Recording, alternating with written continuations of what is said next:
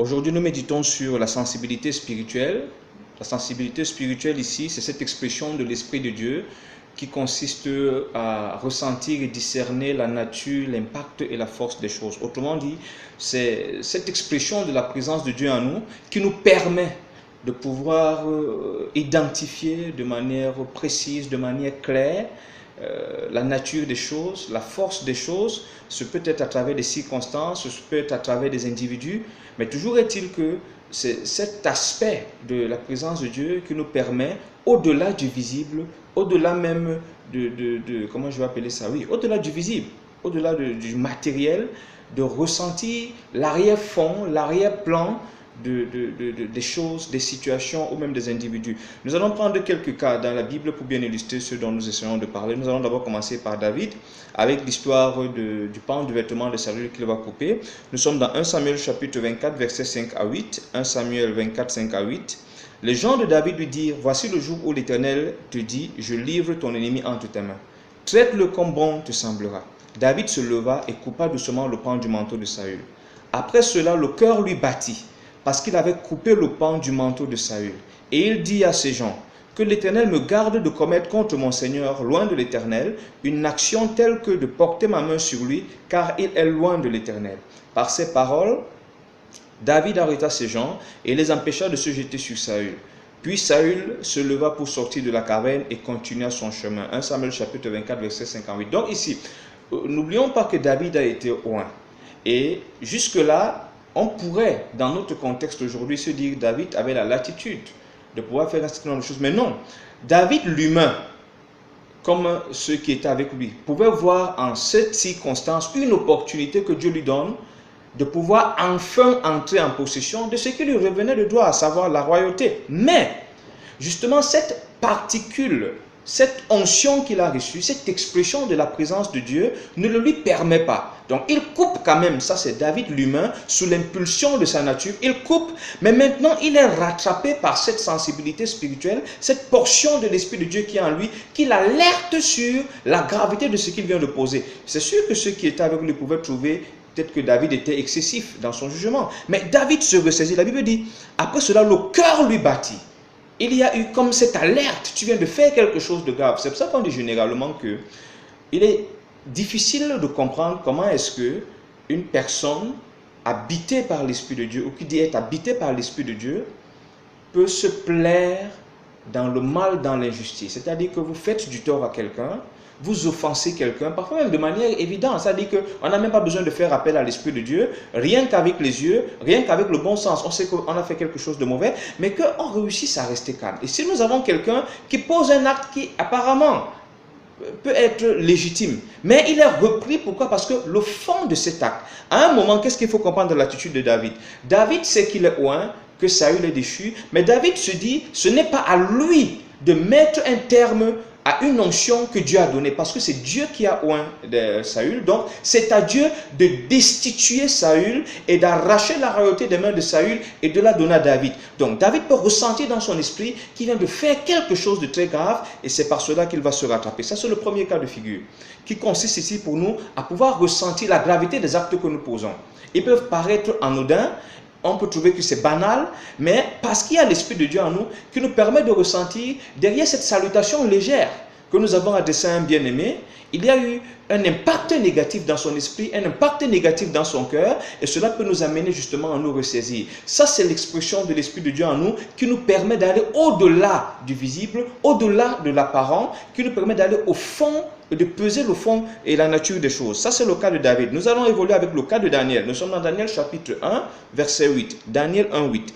Daniel résolut de ne pas se souiller par les mains du roi, par le vin dont le roi buvait, et il pria le chef des eunuques de ne pas l'obliger à se souiller.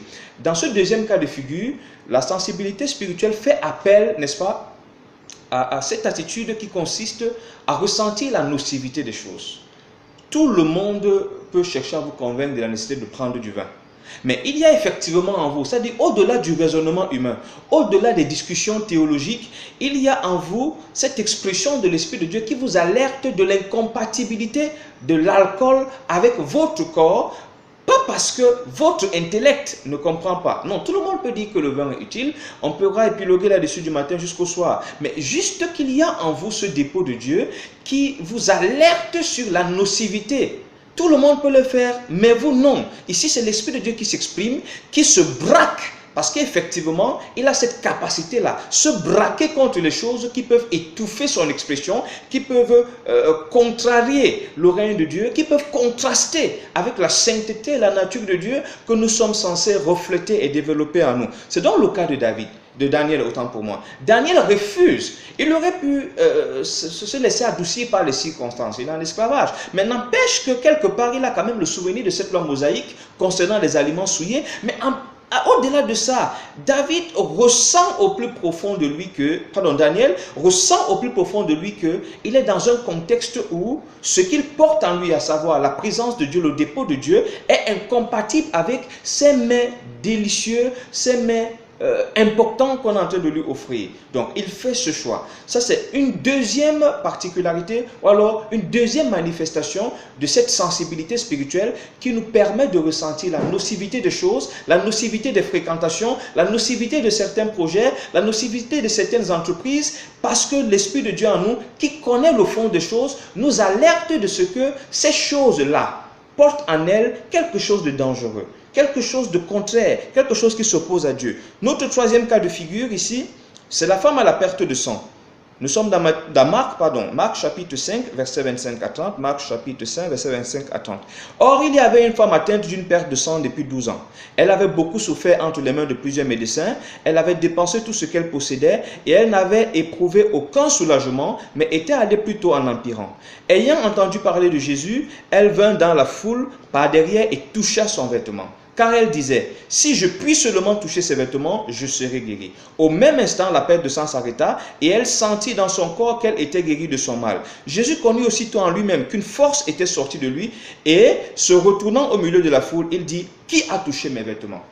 Ici, la femme touche et pendant qu'elle touche, il y a un transfert. Il y a un transfert qui se produit et Jésus peut ressentir en lui-même, ressentir en lui par l'esprit qui l'habite, qu'il y a quelque chose qui vient de se produire. Et nous revenons à cette dimension de la sensibilité spirituelle qui nous permet de ressentir les pertes ou les gains, les impacts, c'est-à-dire que l'impact que nous avons sur les gens ou l'impact que nous avons subi. C'est cela qui peut nous permettre de ressentir que nous sommes dans un environnement qui est malsain ou que nous avons été en contact avec quelqu'un de fortement bénissant ou de fortement nocif. Et dans les trois cas de figure, nous voulons mettre en avant le fait que c'est l'Esprit de Dieu en nous qui s'exprime et qui alerte notre esprit, qui communique à notre esprit toutes ces informations qui ont, n'est-ce pas, pour but ici de nous maintenir dans la volonté de Dieu, de nous maintenir sous le règne de Dieu. Et nous voulons également dire que la sensibilité spirituelle s'entretient. Elle s'entretient à travers, si on peut dire, le type d'alimentation spirituelle auquel on se livre. Sa croissance, sa limite ou sa perte sont fortement rattachées à ce à quoi nous exposons le plus notre esprit. Autrement dit, ce à quoi vous exposez le plus votre esprit finit par définir effectivement le type de sensibilité spirituelle que vous avez. Si votre esprit est plus ouvert à la tolérance du mal, plus nourri par toute forme de choses pas bonnes, vous allez vous rendre compte que à un moment vous perdez effectivement cette aptitude à discerner le mal, même lorsqu'il prendrait une apparence de bien. Mais lorsque effectivement votre esprit est nourri à la parole de Dieu, nourri au contact avec Dieu, nourri, n'est-ce pas, dans l'intimité avec Dieu, on va se rendre compte que, effectivement, cette sensibilité spirituelle grandit et on notera également qu'elle grandit dans un environnement où la vérité, l'humilité ou l'obéissance à Dieu règnent. Lorsque vous vivez effectivement dans cet environnement de vérité, d'humilité, lorsque vous vous frottez à la parole de Dieu, lorsque vous recherchez la face du Seigneur et que vous souscrivez, vous cédez aux sollicitations du Saint-Esprit, vous allez vous rendre compte qu'il y a effectivement cette sensibilité spirituelle qui va grandissant et qui continue, n'est-ce pas, à vous connecter à Dieu, à vous entretenir dans votre intimité avec Dieu. Lorsqu'on n'a plus de sensibilité spirituelle, cela exprime tout simplement qu'on a tellement attristé l'Esprit de Dieu qu'on en est arrivé à une sorte de perte de l'Esprit de Dieu quelque part. Donc, on devrait, pendant que nous marchons en tant que chrétiens, voir, n'est-ce pas, cet indicateur de notre communion avec Dieu. Si nous ne ressentons rien, Rien, absolument rien. Que ce soit face au mal, le mal visible ou au mal peut-être latent ou au mal caché, si nous ne pouvons pas à un moment ressentir un peu qu'il y a dans cette compagnie, dans ce projet, dans cet environnement, quelque chose qui est impropre à mon Dieu ou quelque chose qui est propre à Dieu. Parce que vous pouvez arriver dans une maison, vous ressentez effectivement une forte présence de Dieu dans cette maison et parfois vous pouvez être pris par ce ressenti à prier, à bénir Dieu, à prophétiser même. Pourquoi? Parce que l'Esprit de Dieu en vous a détecté dans cet environnement la présence de Dieu et, n'est-ce pas, vous engage dans cette adoration, dans cette louange. Mais si un chrétien en arrive à ne rien ressentir du tout, et parfois on en arrive même que des prédications passent, on n'arrive même pas à entendre, à ressentir cette interpellation de Dieu, il y a effectivement danger. Donc, nous aurons peut-être l'occasion de revenir sur comment entretenir la sensibilité spirituelle, mais l'objectif aujourd'hui était essayer de porter notre attention cet autre aspect de la relation avec Dieu, cet autre aspect de l'intimité avec Dieu qui nous définit en tant qu'enfants de Dieu, qui nous définit en tant qu'intime de Dieu et qui nous est utile dans notre vécu quotidien pour pouvoir, n'est-ce pas, triompher de certaines situations. Nous savons que notre adversaire est extrêmement rusé. C'est le maître du subterfuge et du camouflage. Alors si nous sommes simples, comme l'homme qui n'a pas l'Esprit de Dieu, il va de soi que nous allons patauger tous les jours, nous allons tomber dans ces pièges, mais aussi longtemps que l'Esprit de Dieu vit en nous, il devrait s'exprimer. Et l'une de ces expressions, c'est effectivement cette sensibilité spirituelle que nous venons d'aborder rapidement en quelques points. Pour toutes les questions, pour toutes les préoccupations, n'hésitez pas. Nous comptons sur la grâce de Dieu pour continuer à évoluer dans notre étude. L'essentiel pour nous étant de toujours nous rapprocher du Père afin que, au final, nous soyons effectivement à l'image du Fils. Que le Seigneur nous bénisse.